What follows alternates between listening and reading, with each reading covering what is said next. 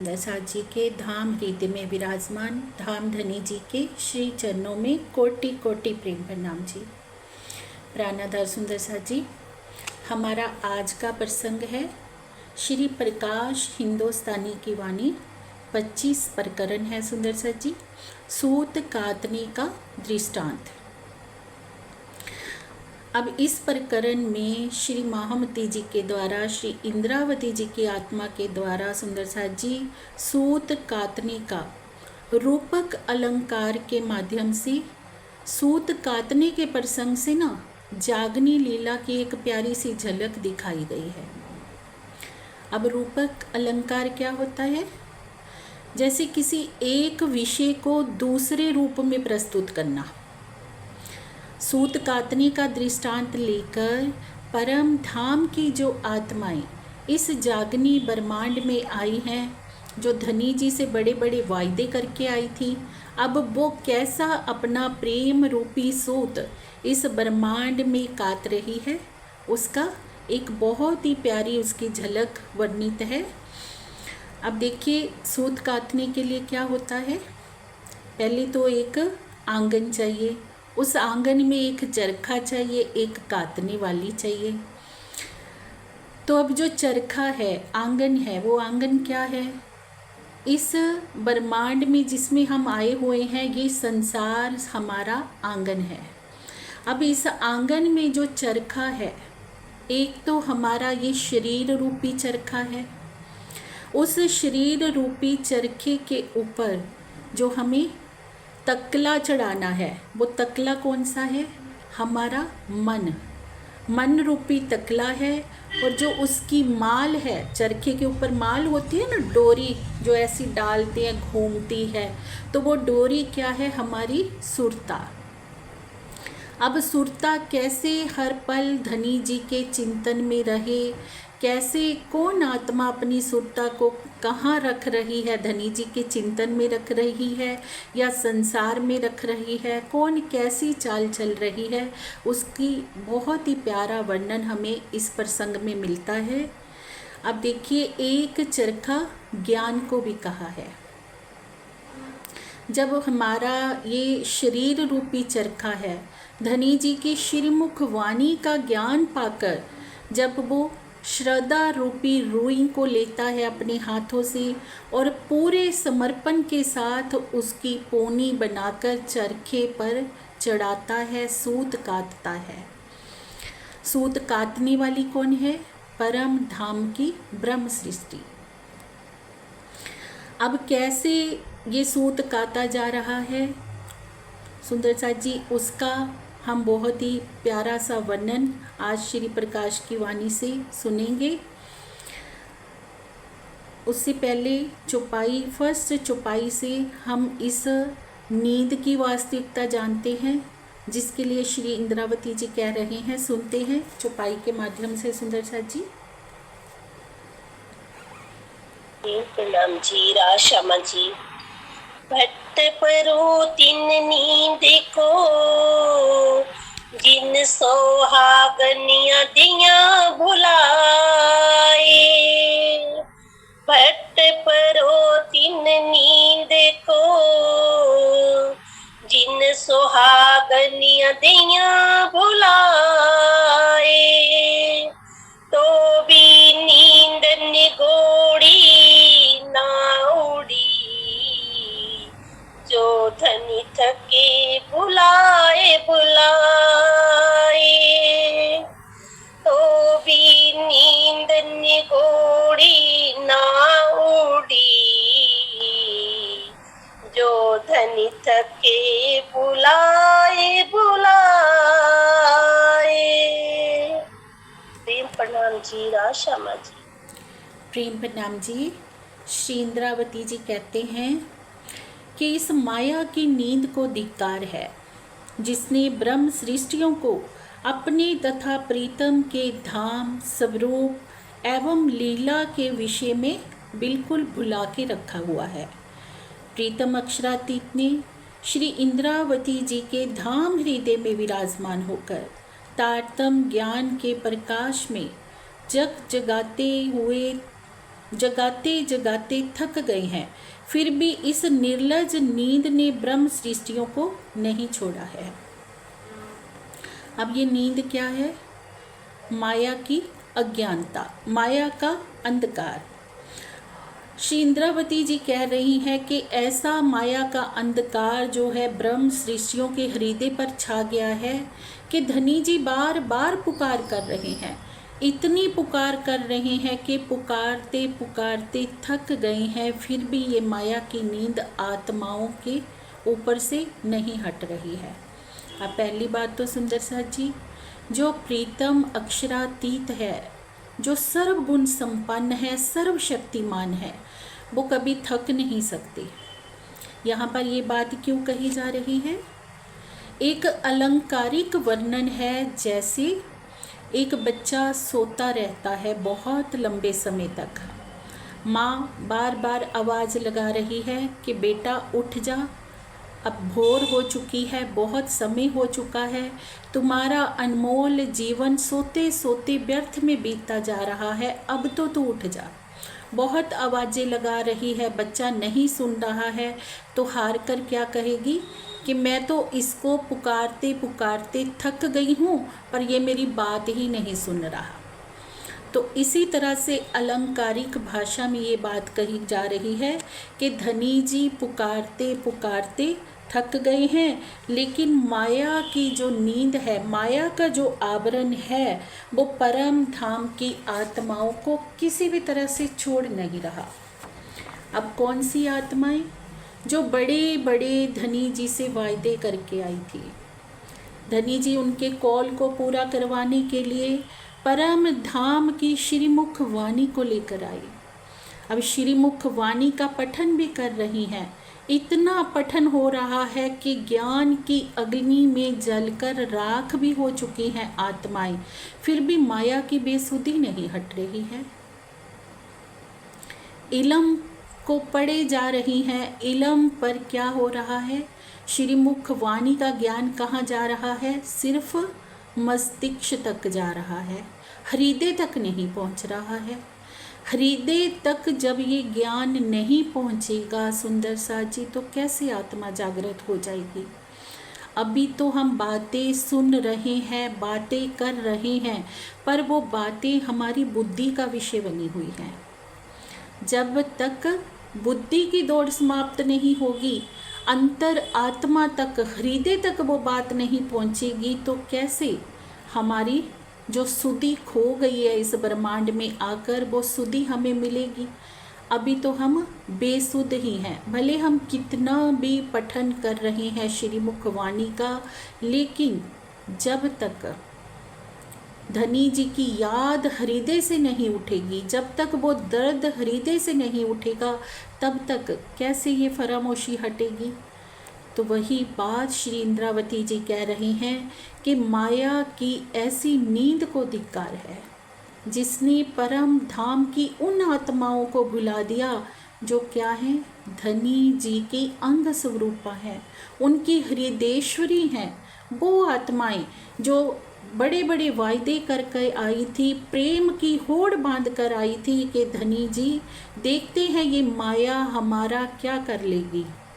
एक शर्त प्रेम की धनी जी के सन्मुख लगी थी कि कितना भी माया अपना जोर लगा ले, पर हम निश्चित ही विजयी होकर आएंगे धनी जी, हम जीत कर आएंगे।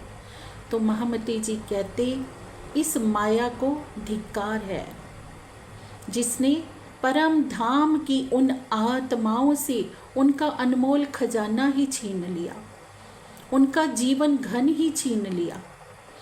माया की फरामोशी में ऐसी बेसुध हो चुकी हैं सभी की सभी कि किसी को कोई भी होश नहीं है, किसी भी तरह से दौड़ रही हैं, पर फरामोशी हट नहीं रही। अब दौड़ कैसी लगाती जा रही हैं आत्माएं, आगे सुनेंगे सुंदर साथ जी। उससे पहले एक चौपाई और लेते हैं। प्रेम प्रणाम जी। प्रणाम जी, राशमा जी। तुम 4 नंबर चौपाई लो ना। तुमको नींद उड़ावनी मैं देऊं एक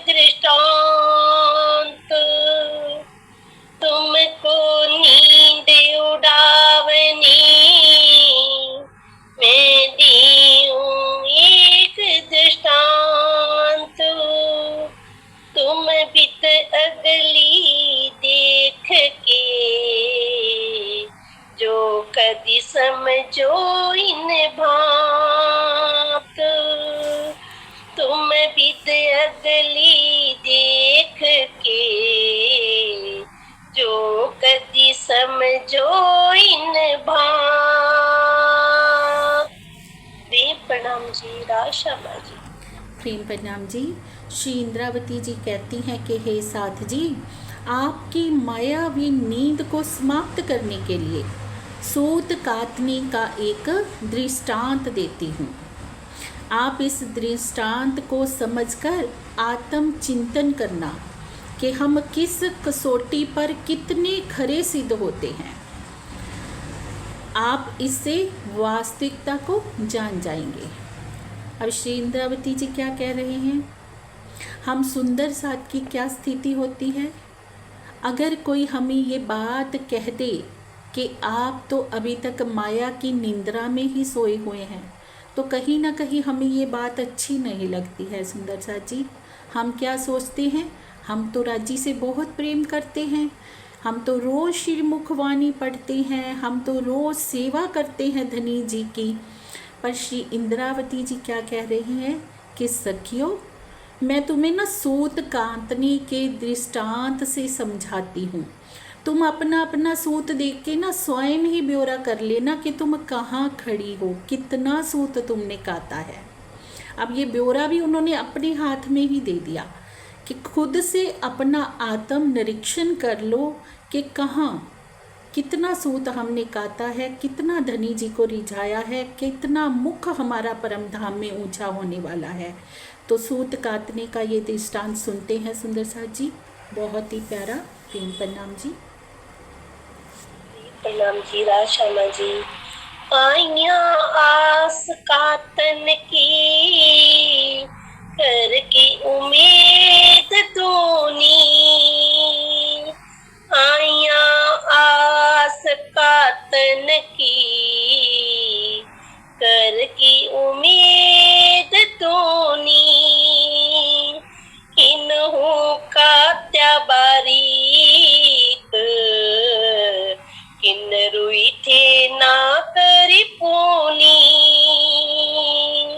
किन्हू का त्या बारीक, किन रुई थे ना करी पूनी।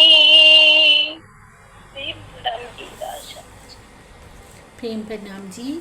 श्री इंद्रावती जी कहते हैं, प्रीतम के प्रेम का सूत काटने की भावना से सखियां परम धाम से इस नश्वर जगत में आई।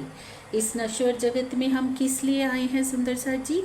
सूत काटने के लिए कि धनी जी आप हमें आजमा कर देख लीजिए, अब हम इस बाजी को नहीं हारेंगे और इतना प्रेम में हम आगे आपको प्रेम से प्राप्त कर लेंगी, रिझा लेंगी, इतना सूत काट लेंगी कि आप निश्चित ही कहेंगे कि सखियों तुम धन्य धन्य हो।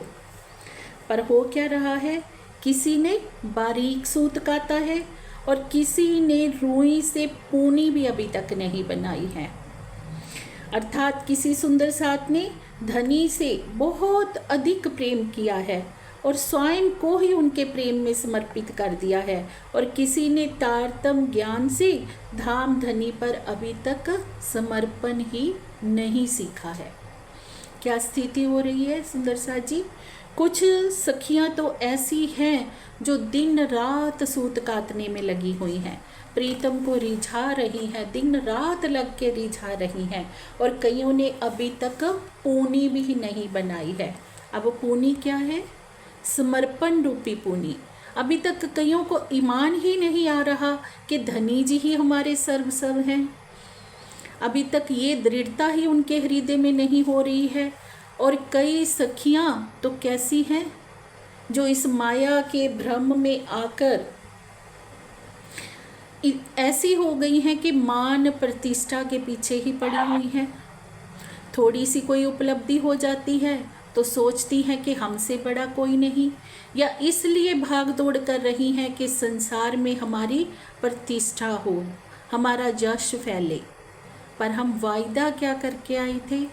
वो बात भूल चुकी हैं कि यहाँ हम कोई मान पाने नहीं आए थे, यहाँ हम ऊंचे पद पाने नहीं आए थे सुंदर साथ जी, जहाँ हम धनी जी का वो प्रेम पाने आए थे, जिस प्रेम के लिए हमने इश्क रबद किया था कि धनी जी प्रेम की परीक्षा के लिए हम इस ब्रह्मांड में आए थे। पर कर क्या रहे हैं? सबकी चाल कैसी हुई पड़ी है। कोई सखी तो धनी जी की श्रीमुख वाणी का ज्ञान पाते ही प्रेम में इतनी डूब गई है कि उन्होंने किलो भर भी सूत काट लिया है, वो सूत काटने में लगी है। और कोई माया के अंधकार में निठल्ली होकर ऐसे बैठी है कि पाँव पसार कर बैठी है, उसे कुछ लेना देना नहीं, वो अपनी माया के ब्रह्मांड में ही खुश है। वो सोच रही है कि किसने देखा है, कल क्या होना है, अब का जो है मैं वही देखूं। तो कैसी स्थिति हो रही है हम सब आत्माओं की। पाँव पसारना किसको कहा है सुंदर साथ जी? भक्ति से, प्रेम से दूर हो जाना। ना धनी जी को प्रेम से रिझा रही है, ना सेवा से रिझा रही है, ना ही कुछ उनकी पहचान कर पा रही है। ये स्थिति हो रखी है। और कोई सोचती है कि सूत काटने का मुझे बहुत ही स्वर्णिम अवसर मिला है और बहुत ही तीव्र गति से दौड़ लगाती है कि मैं जितना अधिक से अधिक तकले पर सूत चढ़ा सकूं उतना ही चढ़ा लूं। अर्थात धनी जी के चरणों में जितना मैं समर्पण कर पाऊं उतना मैं करती जाऊं और दिन रात धनी जी के विरहा में, प्रेम में तड़पती रहती है। तो उन सखियों की स्थिति क्या होगी जिन्होंने विरहा प्रेम की भट्टी में स्वयं को झोंक दिया, दिन रात धनी जी के प्रेम में डूबी हुई है। उनका सिर परम धाम में समेरु पर्वत की तरह ऊंचा रहेगा। और जिन्होंने अभी तक पूनी भी हाथ में ली है वो शर्मसार होकर सिर नीचा करके रखेंगी। क्या मुख दिखाएंगे धनी जी को? क्योंकि बातें तो बड़ी बड़ी करी थी। बात तो ये करी थी कि इश्क हमारा बड़ा है, जितना चाहे आप आजमा लो, ऐसा हो ही नहीं सकता पिया कि हम आपको भूल जाएं। लेकिन माया का जरा सा तिलस्म क्या प्रीतम ने दिखाया, सारा इश्क ही हमारा उस तिलस्म में बहता चला गया। ऐसी अवस्था परम धाम की आत्माओं की हो रही है। तो कुछ सखियां कैसी हैं, बहुत ही विचित्र कुछ सखियों की कहानी है, वो सुनते हैं आगे की चुपाई से सुंदर साथ जी। प्रेम प्रणाम जी। प्रणाम जी राशामा जी। एक सूत देखे औरों के, उम्र सब गई। एक सूत देखे औरों के, उम्र सब गई। फेरा देवी रूपवंतियां, कब पूनी हाथ न लई। फेरा देवी रूपवंतियां, कब पूनी हाथ न लई। प्रणाम जी राशामा जी। प्रेम प्रणाम जी। क्या कह रहे हैं? एक सूत देखे और का, उम्र सब गई। कुछ सखी कैसी हैं जो दूसरों का सूत देखने में ही अपनी उम्र को बिता रही है, इधर उधर व्यर्थ में घूमती हैं और तोल मोल करती हैं कि किसने कितना काटा है, किसने कितना नहीं काटा है। इसी चक्कर में अपनी सारी उम्र को बिताती जा रही हैं और स्वयं का सूत काटने के लिए अभी उसने पूनी भी हाथ में नहीं ली है। तो मामती जी क्या कह रहे हैं कि वो ऐसा करके अपने जीवन को व्यर्थ में गवा रही हैं। व्यर्थ में, माया की नींद में उसका जीवन बीता जा रहा है। पर क्या सोच रही है कि मैं तो बहुत काट रही हूँ, पर लगी कहाँ है? दूसरों को देखने में। तो सुंदर सा जी हमारे लिए बहुत प्यारा सिखापन है इस प्रसंग से कि हमें क्या करना चाहिए। हमें अपनी सुरता को हर पल धनी जी के चरणों में रखना है। श्री मुखवाणी कहती है, तू कर तेरी होत तेरी, तू अपनी कर। श्री महमत कहे पीछा ना देखिए, ना किसी की परवाह, एक धाम हृदय में लेके उड़ाए दीजिए अरवाह। बस एक धाम धनी को हृदय में लेकर, परम धाम को हृदय में बसाकर अपनी सुरता को इस ब्रह्मांड से परे कर लीजिए। कितना प्यारा सिखापन हमें श्री मुखवाणी दे रही है सुंदर सा जी। हर एक सुंदर साथ इस प्रसंग को सुनकर अपना ब्यौरा खुद कर सकते हैं, आत्मनिरीक्षण खुद कर सकते हैं कि हम कहाँ ठहरे हैं। क्या हम अपना अनमोल जीवन यूं ही व्यर्थ की बातों में गवा रहे हैं? क्या इसी तोल मोल में गवा रहे हैं कि किसने कितना सूत काता है? तो क्या कह रही है इंद्रावती जी कि अपनी तो उसने पूनी भी अभी हाथ में नहीं ली और दूसरों को देखती हुई घूम रही है।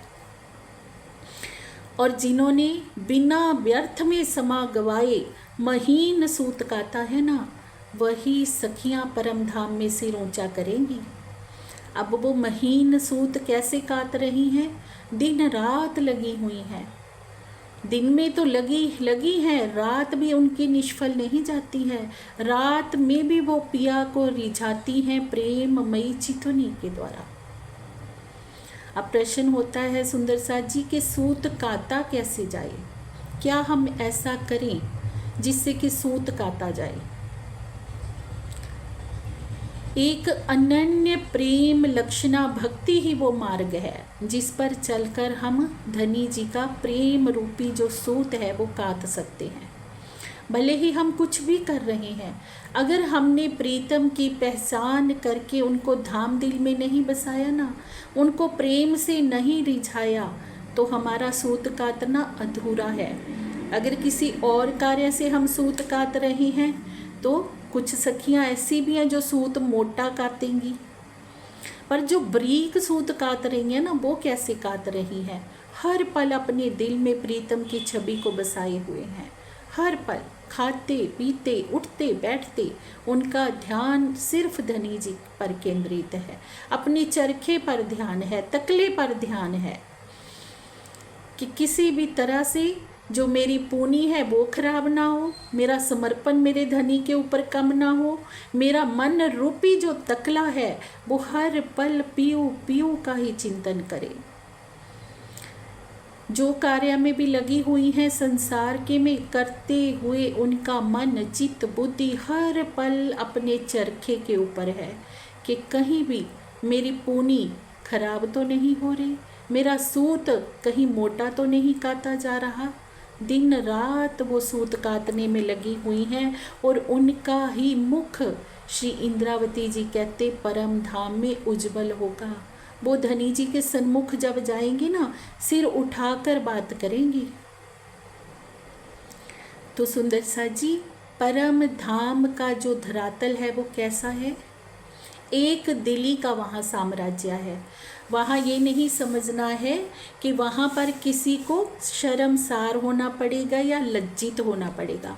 वहाँ एक प्रेममयी हंसी है, प्रेममयी हंसी होगी वहाँ पर। इस जागनी लीला को जब वहाँ पर हम धनी जी के दिल रूपी पर्दे पे देखेंगे ना, तो सब सखियाँ ये देखकर आनंदित होगी, एक प्रेम की हंसी करेंगी कि अच्छा इस खेल में हमने ऐसा किया। तो देखा जाए तो शर्मसार भी हमें कहाँ होना पड़ेगा? अपने ही दिल में। अब यहाँ से देखिए कि छठे दिन की लीला चल रही है। अब छठे दिन की लीला में हम सुंदर साथ जब देखते हैं कि कोई सुंदर साथ तो बहुत अच्छा सूत काट रहा है, हर पल धनी जी के चिंतन में लगा हुआ है। जो सखी कम सूत काट रही है, तो जब वो अपनी चाल देखती है तो पश्चाताप करती है ना हृदय में। तो उसको एहसास होता है ना कि मैंने अपना इतना अनमोल समय धनी जी के चरणों में आए हुए तो मुझे कितना समय हो गया, पर मैंने व्यर्थ में ही गवा दिया, सूत काता ही नहीं। तो ये जो कहा है ना हंसी, तो ये हंसी कहीं ना कहीं हमारे दिल में ही होगी। धामधनी तो प्रेम के सागर हैं, वो ऐसी हमें लज्जित करने वाली हंसी वहाँ नहीं करेंगे। हंसी भी वहाँ प्रेम की ही होगी। वहाँ भी बातें करके सखियाँ देखेंगी, मुस्कुराएंगी कि हमने खेल में आकर ऐसा किया। लज्जित कहाँ हुआ जाएगा? इसी ब्रह्मांड में। तीन प्रणाम जी, आगे सुनते हैं। तीन प्रणाम जी। किन्हू ऊंचा कातिया दीपारी पुकार, किन्हू ऊंचा कातिया दीपारी पुकार, कोई घरों सैयन में कोई धन धन का तनहार, सो एक घरों सैयन में कोई धन धन का तनहार। प्रणाम जी, राशामा जी। प्रेम प्रणाम जी। अब कह रहे हैं किसी किसी ने तो रूई पर मुख से पानी फुफकारते हुए बहुत ही अच्छा सूत काता। अब देखते हैं ना, जब सूत काटते हैं तो पोनी के आगे थोड़ा पानी लगा लेते हैं कि वो अच्छे से तकले के ऊपर लिपटे और बारीक बारीक सूत कटता रहे। ऐसी सखियाँ परम धाम में अन्य सखियों के बीच धन्य धन्य हुई। अब पानी लगाना क्या है? रुई के मुख पर, जो हमारी समर्पण रूपी रुई है, उसके मुख पर हमें कौन सा पानी लगाना है? धनी जी के प्रेम का, धनी जी की श्रद्धा का, समर्पण का, विनम्रता का, सहनशीलता का जल हमें अर्पित करना है। सहनशीलता हम में कैसी हो कि हम कुछ भी देखें नहीं कि ब्रह्मांड में क्या हो रहा है, कोई हमें क्या कह रहा है। हमें हर पल धनी जी के प्रेम के चिंतन में रहना है। विनम्रता कैसी हो? कुछ भी हमें मिल रहा है, नहीं मिल रहा है, पर राजी का प्यार अगर ना मिले ना तब बेचैनी हो। अगर उनका प्रेम मिल रहा है तो हर पर आनंद में हम मगन रहें। और श्रद्धा समर्पण धनी जी के ऊपर ऐसा हो कि एक पल के लिए भी हमारी सुरता उनके चरणों के बगैर रह ना पाए। और ये पानी लगाते हुए जो कोई सखी अपने मन रूपी तकले पर ऐसी पोनी को चढ़ाएगी तो बहुत ही बारीक सूत काता जाएगा और वे सखियाँ परम धाम में धन्य धन्य कही जाएंगी। धनी जी कहेंगे कि स्याबास तुम्हारी अरवाहों को, स्याबास तुम्हारे प्रेम को। अभी तो ये व्यंग रूप में वाणी में कहा गया है। सुंदर साथ जी धनी ने ये बात हम सखियों को व्यंग किया है कि परम धाम की आत्माओं, तुमने वायदे तो बड़े बड़े करे थे, पर तुम्हारी उन अरवाहों को, तुम्हारे उन प्रेम को धनी जी व्यंग रूप में स्याबासी दे रहे हैं। पर जो सखियाँ सच में बारीक सूत काटेंगी तो धनी जी उनको दिल से उनको धन्य धन्य कहेंगे। और जिन सखियों ने प्रेम का सूत काता है और क्या हो गई, जिन्होंने नहीं काता है, लज्जा से अपना मुख छिपा रखा है।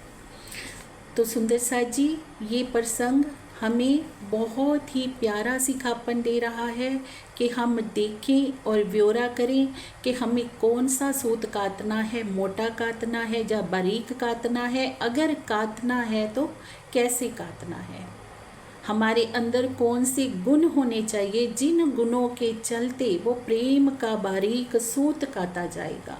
श्रद्धा, समर्पण, विनम्रता, सहनशीलता, इश्क, ईमान, ये एक ब्रह्म आत्मा की निधियाँ हैं। ये निधियों को लेकर जब हम चलेंगे, अपनी सुरता को पल पल धनी जी के चरणों में रखेंगे तो निश्चित ही महीन सूत काटा जाएगा। प्रेम प्रणाम जी, आगे सुनते हैं। प्रणाम जी राशा जी।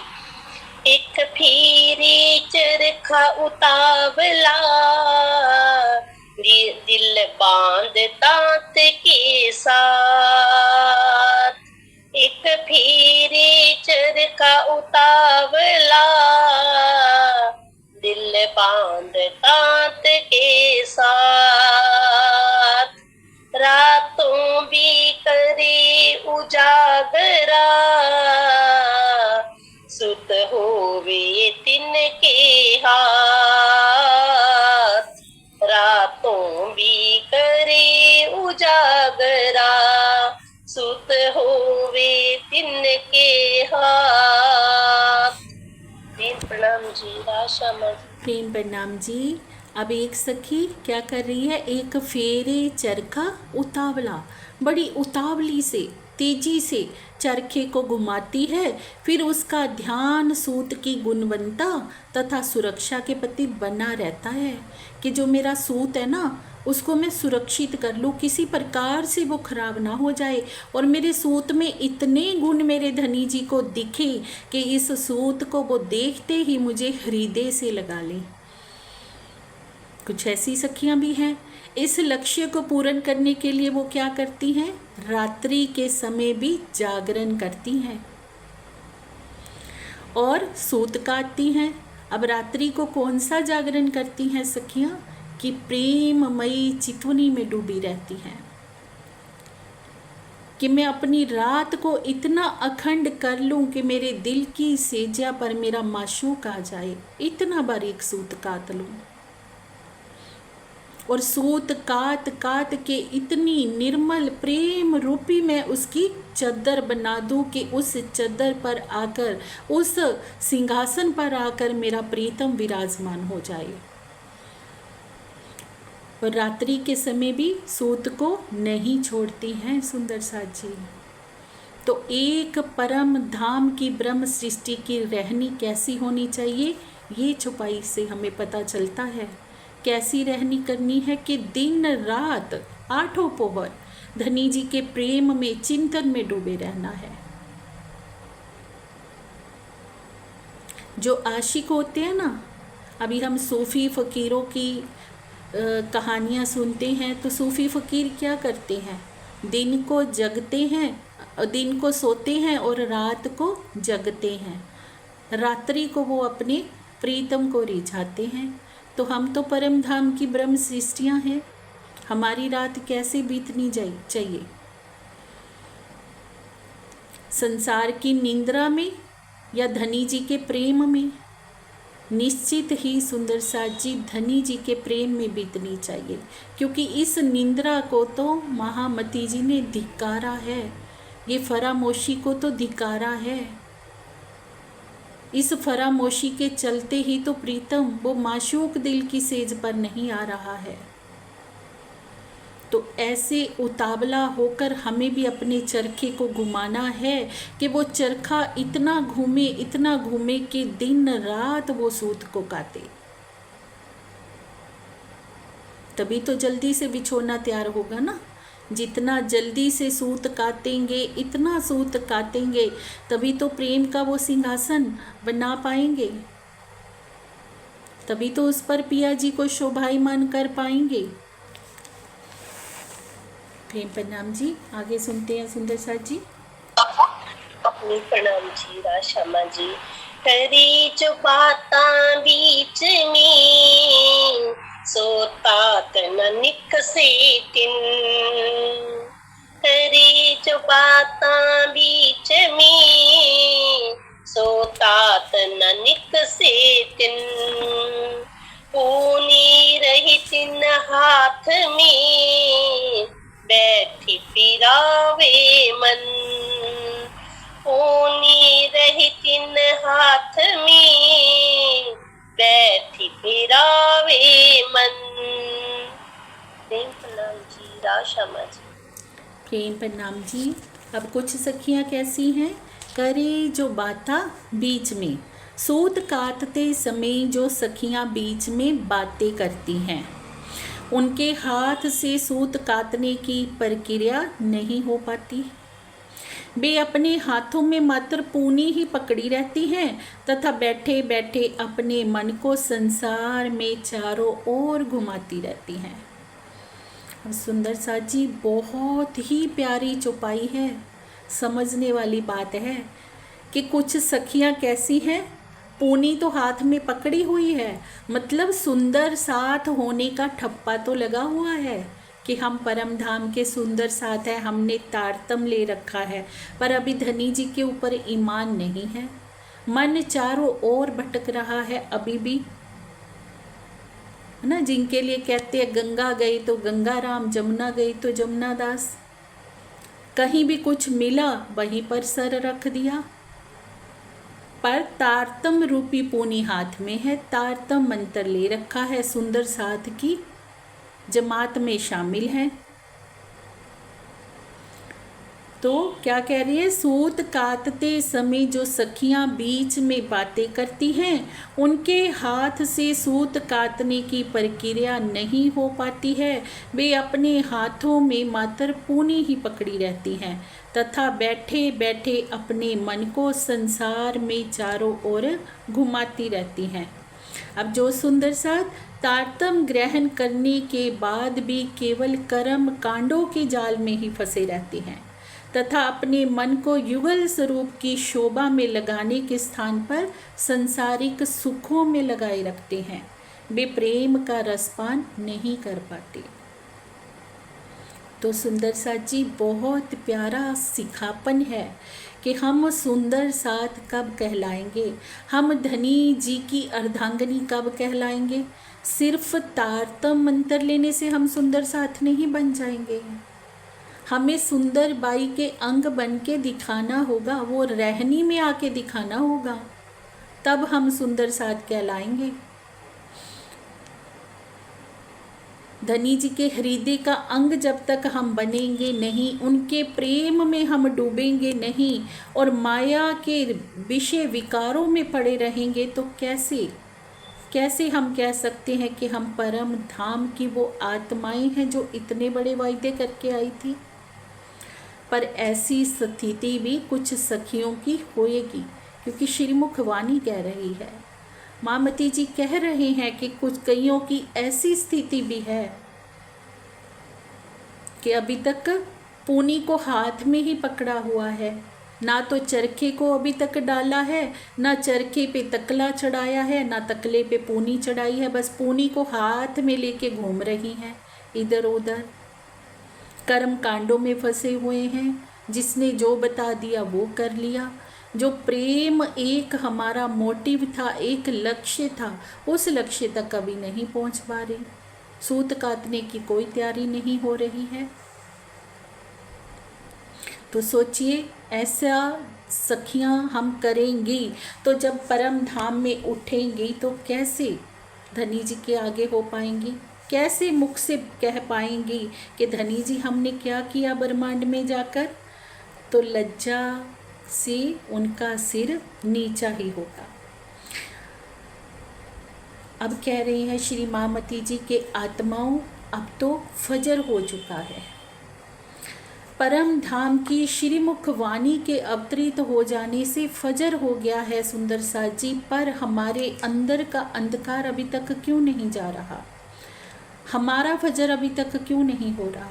हम वाणी को रोज पढ़ते हैं, सुनते हैं, सुनाते भी हैं, सब कुछ करते हैं, पर अभी तक जो फजर हो जानी चाहिए थी हमारे अंदर, वो क्यों नहीं हो पा रही है। क्यों हम मन चित बुद्धि से धनी जी के ऊपर समर्पित नहीं हो पा रहे हैं।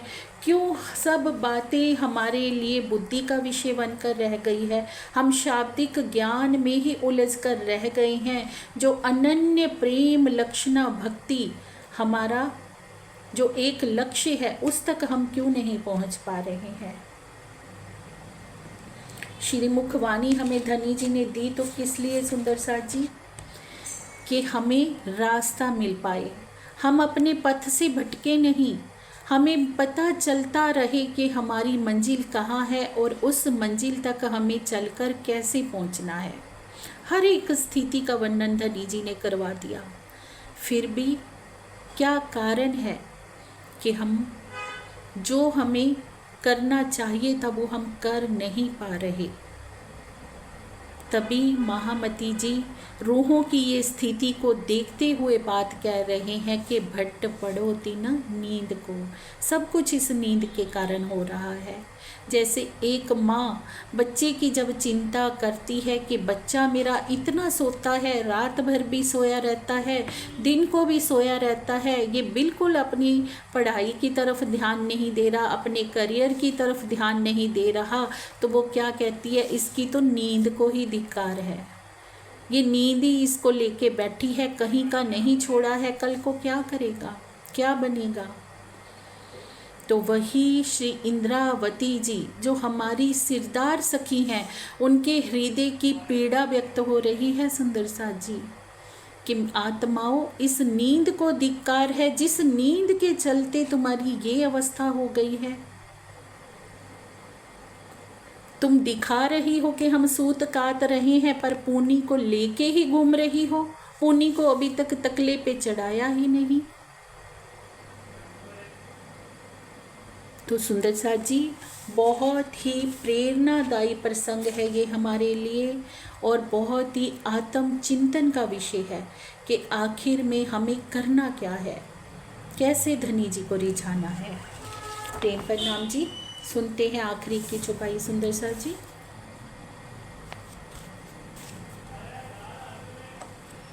प्रणाम जी, राशामा जी। एक लेस सुहाग सुल्तान का, सोई सुहागिन। एक लेस सुहाग सुल्तान का, सोई सुहागिन। सो बाता सिर उठाए के, करसी बीच सैयन। सो बाता सिर उठाए के, करसी बीच सैयन। प्रेम नाम जी, राशामा जी। प्रेम प्रणाम जी। श्री इंद्रावती जी कहते हैं कि सुंदर साथ जी ऐसी भी सखियां होंगी, एक लेसी सुहाग सुल्तान का, ऐसी भी सखियां होंगी जिन्होंने एक सुहागिन होने का कर्तव्य पूरा किया होगा, जो प्रीतम को ही दिल में बसाकर बैठ गई होंगी, और वही वास्तव में सुहागिन है। एक लेसी सुहाग सुल्तान का, सो ही सुहागिन, असल में वही सुहागिन कहलाने की हकदार हैं। वे इस खेल में अपने प्राणेश्वर के प्रेम में डूबी रहेंगी, जिसके परिणाम स्वरूप जब वे परम धाम में जागृत होंगी तो धनी जी का सुख लेंगी तथा अन्य सखियों के बीच में सिर उठाकर गरिमा के साथ प्रेम की बातें करेंगी। अब देखिए सुंदर साथ जी कि ऐसी भी आत्माएं हैं जिन्होंने अपना सब कुछ धनी जी के ऊपर निछावर कर दिया और स्वयं धनी जी की शोभा को लेकर बैठ गई हैं। एक लेसी सुहाग सुल्तान का कि प्राण प्रीतम इतना उनसे रीझ गए हैं उनके सूत काटने से कि उनके धाम दिल में ही आकर विराजमान हो गए हैं।